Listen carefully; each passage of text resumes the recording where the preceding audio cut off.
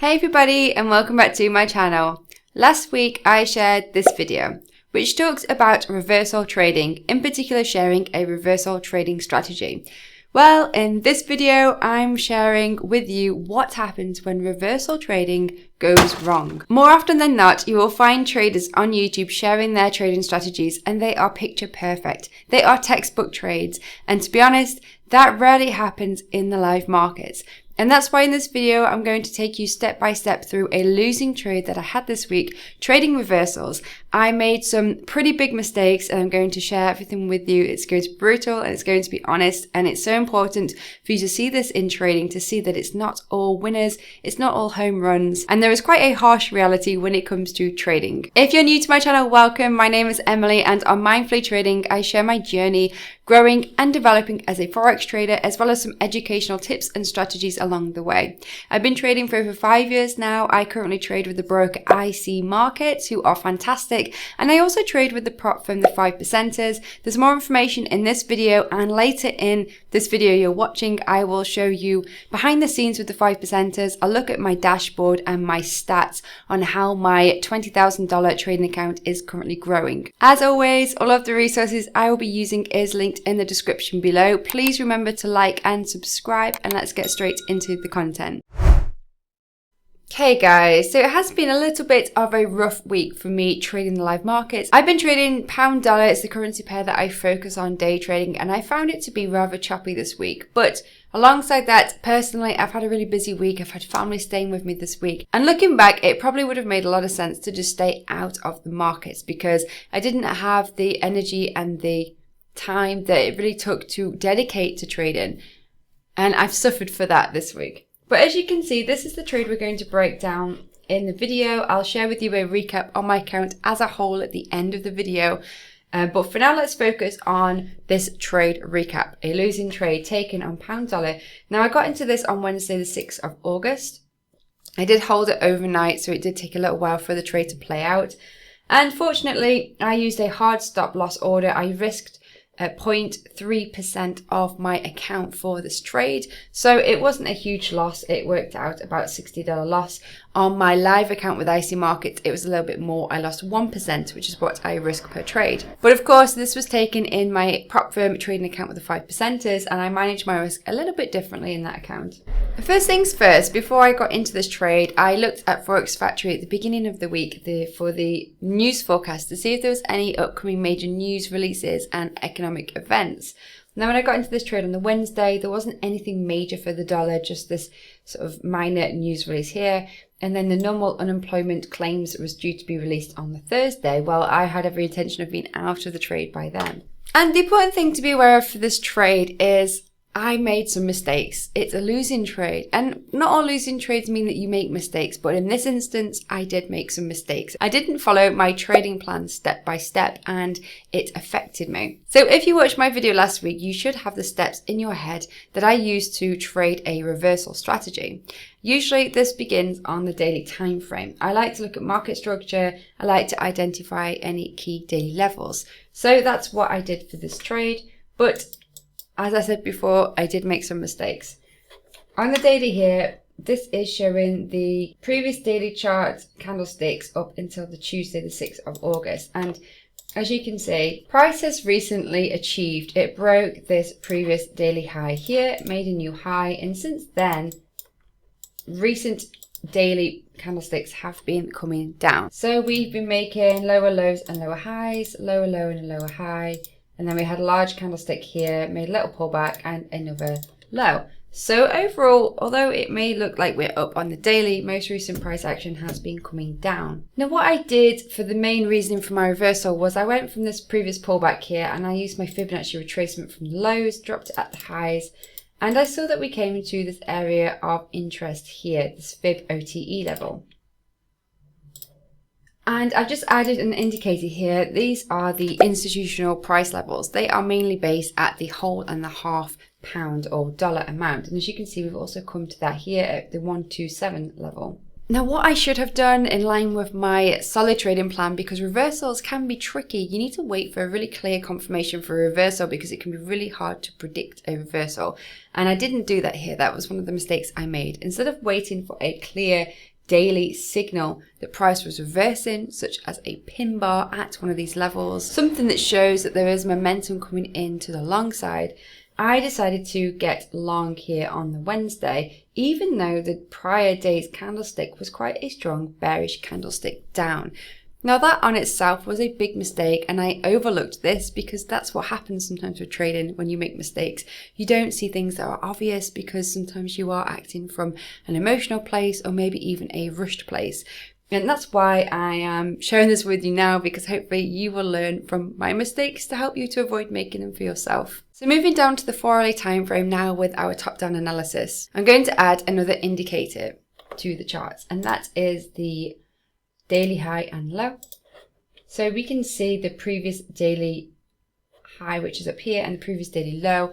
On the current day, the Wednesday, we are currently in the range of this. We're inside the previous daily candlestick. We haven't broken the low, we haven't broken the high.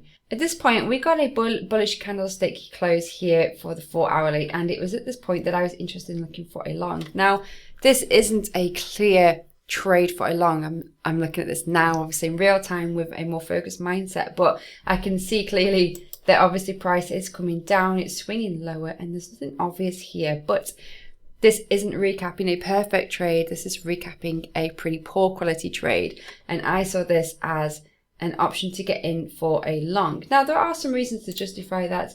Obviously we had broken this previous daily low with momentum, and then price is seeming to swing back in. It's just above the institutional price level, which is where I look to set my order. But before I set my buy limit, I dropped to an even faster time frame, the 15 minutes.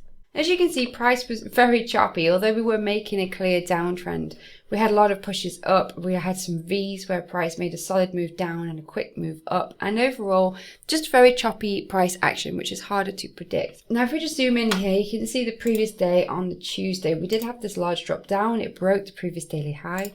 We got a retest here with momentum, and then price just kind of consolidated off through the Asian session.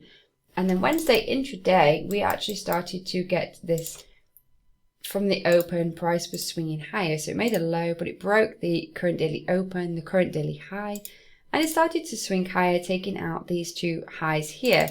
And this was when I was interested in getting in for a long, because I felt that it was making this V pattern where we had the big sell-off, a V, and I thought there was a chance that price would go up in this pattern. So I set an order, a buy limit order here at the institutional price level. I used a larger stop, a 20 pip stop, which placed it just below this point here, because I felt that if it broke it, it was probably going to continue down. And what I did for my profit target, I ordinarily would place a 1.5R target for day trading. But in this case, I actually set a larger target at 4R, 4 times what I was risking for this trade, because I felt that price was likely to retest this area up here. Now this was another mistake I made because I was going against my usual plan of a shorter target for day trading. Plus, reversal trading is a little bit more tricky, and it requires a little bit more hands-on trading. In my opinion, it requires more attention and more trade management to protect the trade in case it goes against you. And I didn't do that this week, which is another mistake that I made because I was just too busy. But as you can see here, I set my entry, I set my stop loss, and I set my target. I set an alert on my mobile phone, and for the most part, I just forgot about the trade and let it do its thing. So it came down on the Wednesday, it triggered me in long, and we had a little hesitation here. But we got a break above the current daily high and a close above it. Now at this point, if I was actively managing this trade, that would have been a really good place to go break even, because we are swinging higher on the day, or at least managing this trade a little bit more, making sure it goes up to target. But I didn't do any of that. I just left the trade alone. So we got a really nice push up here. It was looking good. However, Tuesday evening, it just came down and down and down, until during the Asian session on the Thursday morning, very early morning, it hit my stop loss order. Now this is a shame because it actually did come just past my 1.5R usual target. So if I hadn't have been so greedy and aimed for shorter targets, it would have been a winning trade. And this is what happened in the end on this pair this week. As you can see, during the Thursday, it did come down here, and although it definitely stopped me out of this trade, it didn't stop me out by too far before we did actually get this push back up almost to where my target was. So I kind of had the right idea. I think it was just a little bit too early to get in, but that's what happens when you try to force trading sometimes. It's why it's so important to wait for those clear daily signals. That's where it can be easier to predict, is by relying more on the higher authority timeframes, the daily, the 4-hourly. But just recently I've shared a lot of my winning trades. I think it's always good to balance the scales and share with you a loser as well, especially one where I have made some pretty silly mistakes. So hopefully you can take something away from it for yourself to help you to avoid making the same mistakes I have. Please do let me know in the comments below if it has helped, if you've got any questions. Meanwhile, let's move on and jump into the dashboard of my prop trading account with the 5%ers.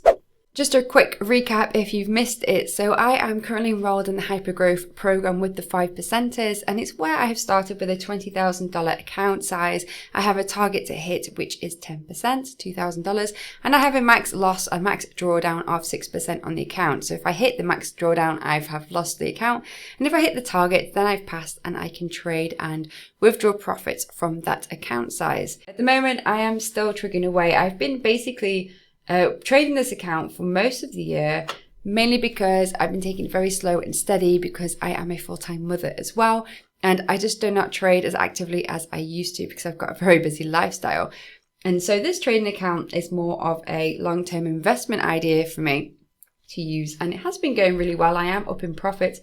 Although this week I have had this sell-off, I've taken a bit of a hit this week. I've had a few losers, including the one I've just shown you. But I am still up on the account, and it's just a reminder for me that it is August. It is the summer holidays, and summer trading is definitely in full effect right now. It's time to just tighten those risk management practices and to focus on small steps rather than aiming too high. If I'd have done this week, I would have been up. I got a bit greedy and I paid for it. But what I love about this account is that I do not have a countdown timer. I do not have a time that I need to hit the profit target by. The 5%ers have an unlimited amount of time to pass their challenges, which is fantastic. It's a real game changer for prop firms.